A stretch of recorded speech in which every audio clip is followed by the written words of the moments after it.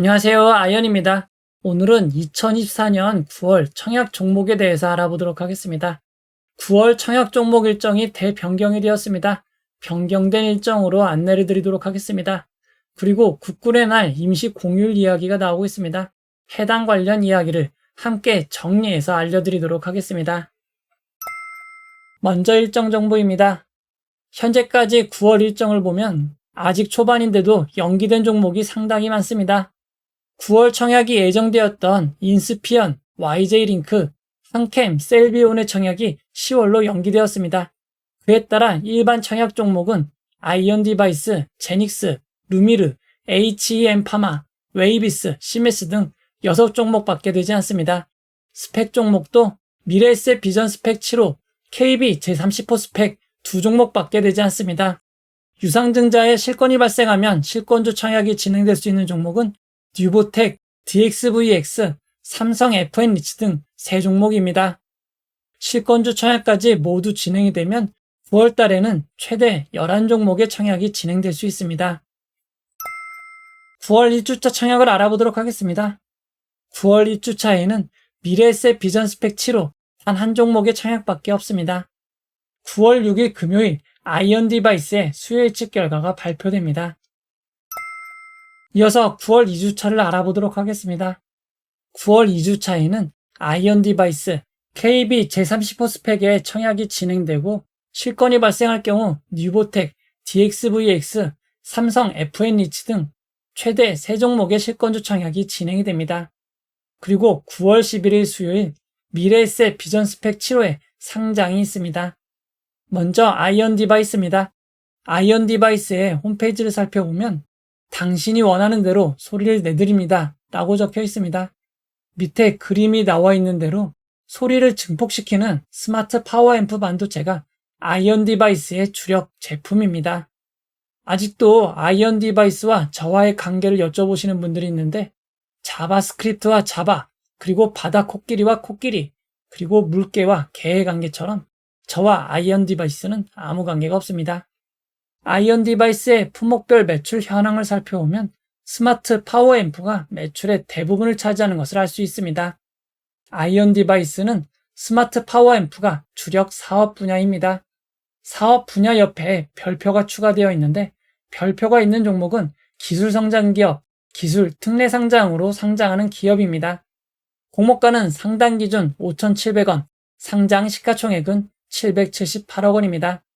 공모가가 상단으로 정해질 경우 상장의 유통물량은 235억 원이고 기존 주주 비율은 28.63%로 낮은 편입니다.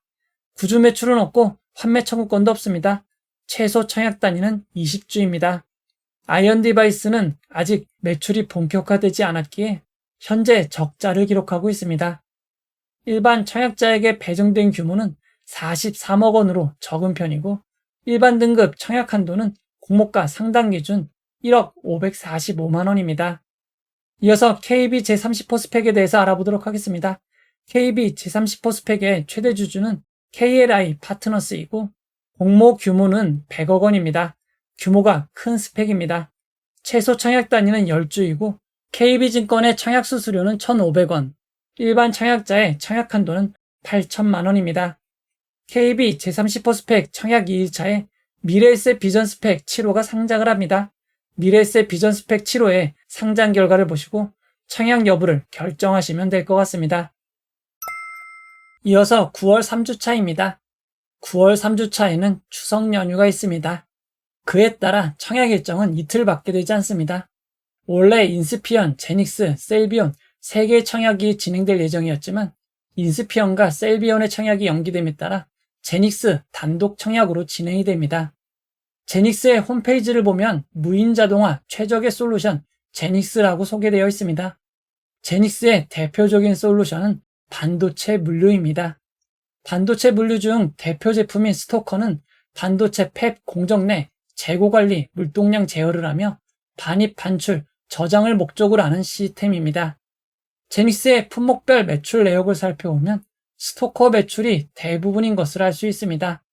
제닉스는 신영증권, KB증권으로 진행이 됩니다. 공모가는 상당 기준 34,000원이고 상장 시가총액은 1,487억 원입니다. 상장일 유통 물량은 439억 원이고 기존 주주 비율은 50.38%로 조금 많은 편입니다. 이번 공모를 통해 자신의 주식을 매각하는 기존 주주, 구주 매출이 43.51%가 있지만 제닉스의 구주 매출은 전부 자사주이기에 사실상 구주 매출은 없는 것과 똑같습니다. 그리고 환매 청구권은 없고 최소 단위 청약은 신영증권은 50주, KB증권은 10주입니다. 제닉스는 2023년 매출 613억 원, 영업이익 32억 원, 순이익 31억 원을 기록한 흑자 회사입니다. 영업이익률은 낮은 편인 5.2%입니다. 일반 청약자에게 배정된 규모는 56억 원으로 작은 편이고 일반 청약자 청약 한도는 6,800만 원입니다. 이어서 9월 4주차를 알아보도록 하겠습니다.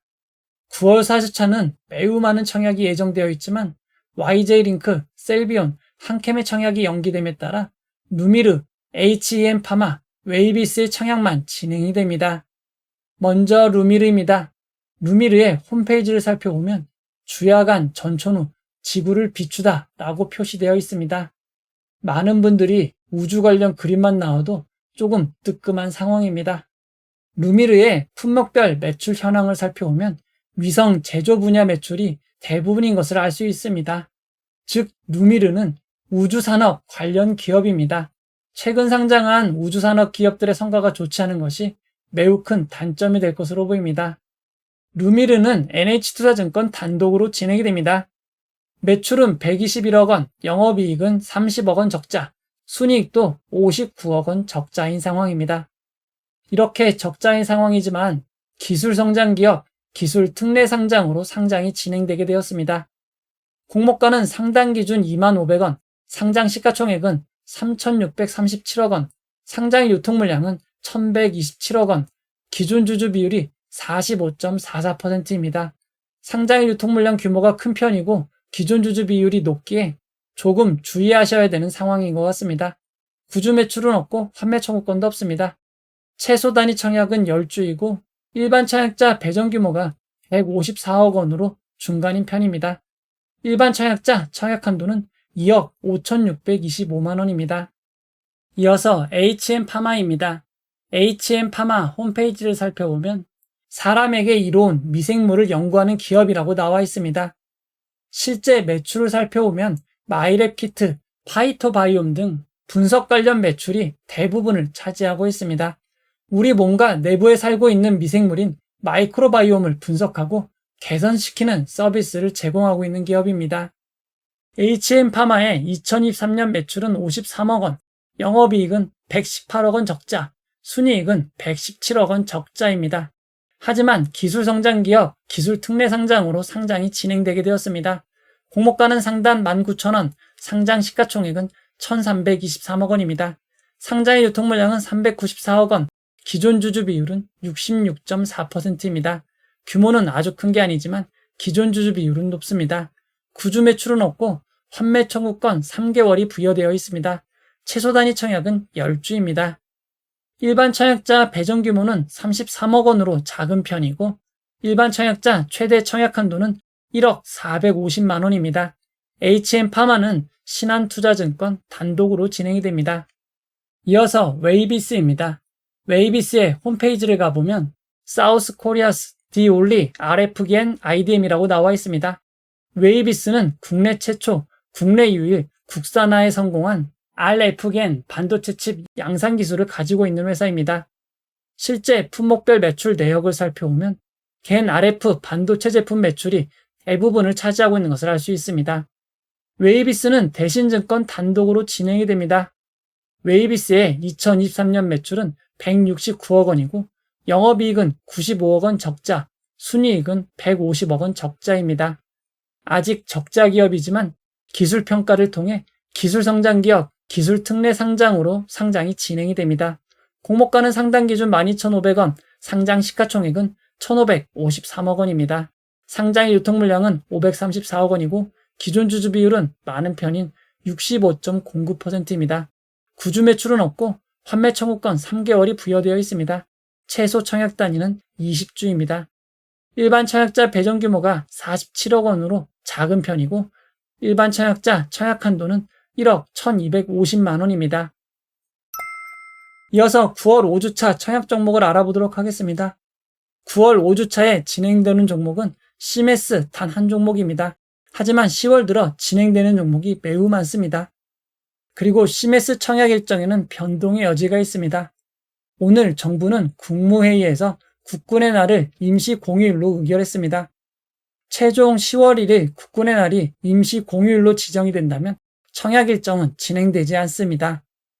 작년에도 임시 공휴일 지정에 따라 일정이 연기되었던 사례가 있습니다. 9월 5주차 청약은 임시 공휴일 지정에 따라 변화가 있을 수 있는 점 주의하시기 바랍니다. 9월 5주차 유일한 종목인 CMS를 알아보도록 하겠습니다. CMS의 홈페이지를 보면 모두의 상상, 그 이상의 비전 AI 로보틱스 솔루션이라고 나와 있습니다. CMS는 3차원 비전 기술, AI 기술, 로봇 기술을 기반으로 지능형 로봇 솔루션과 3D 검사 솔루션을 제공하는 기업입니다. 실제 품목별 매출을 살펴보면 지능형 로봇 솔루션과 3D 검사 솔루션에서 매출이 발생하는 것을 확인할 수 있습니다. CMS는 삼성증권, 유진증권, 유안타증권으로 청약이 진행이 됩니다. 2023년 매출은 76억 원이고 영업이익은 100억 원 적자, 순이익도 157억 원 적자입니다. 아직까지 적자 기업이지만 기술성장기업, 기술특례상장으로 상장이 진행되게 되었습니다. 공모가는 상단 기준 24,000원, 상장 시가총액은 2,749억 원이고 상장일 유통물량은 937억 원, 기존 주주 비율은 33.37%입니다. 그리고 기존 주주가 이번 공모를 통해 자신의 지분을 매각하는 구주 매출이 11.54%가 있습니다. 구주 매출을 진행하는 주주는 대표이사 및 2명의 등기 임원입니다. 판매 청구권은 없고 최소 청약 단위는 모두 20주입니다. 일반 청약자에게 배정된 규모는 156억 원으로 보통 혹은 보통 이상이고 일반 청약자 최대 청약 한도는 1억 4,400만 원입니다. 증권사를 정리해 보도록 하겠습니다. 9월에 청약을 진행하는 증권사는 모두 9개입니다. 대신증권이 아이언디바이스, 웨이비스의 청약을 단독으로 진행하며 가장 많은 종목을 진행하는 증권사가 되었습니다. KB증권이 KB 제30 스펙을 단독 진행하고 제닉스를 신영증권과 함께 진행을 합니다. 미래에셋증권이 미래에셋 비전 스펙 7호, 신한증권이 HEM파마, NH투자증권이 루미르를 단독으로 진행합니다. 그리고 유진투자증권, 유한타증권, 삼성증권은 CMS를 공동으로 진행을 합니다. 9개의 증권사 중 유진증권, 유한타증권은 청약 시작 전일까지 개설하여야만 청약이 가능하고 신영증권은 청약 시작 4영업일 오후 5시 전까지만 개설된 계좌만 청약 가능한 점 주의하시기 바랍니다. 나머지 증권사들은 청약 기간 중에도 비대면 계좌 개설하시면 청약이 가능합니다. 이제 결론을 내려보도록 하겠습니다. 8월 상장 종목들은 종목마다 매우 다른 움직임을 보여줬습니다. 그래도 기존 주주가 많고 규모가 큰 종목들은 주의하시는 것이 좋겠습니다.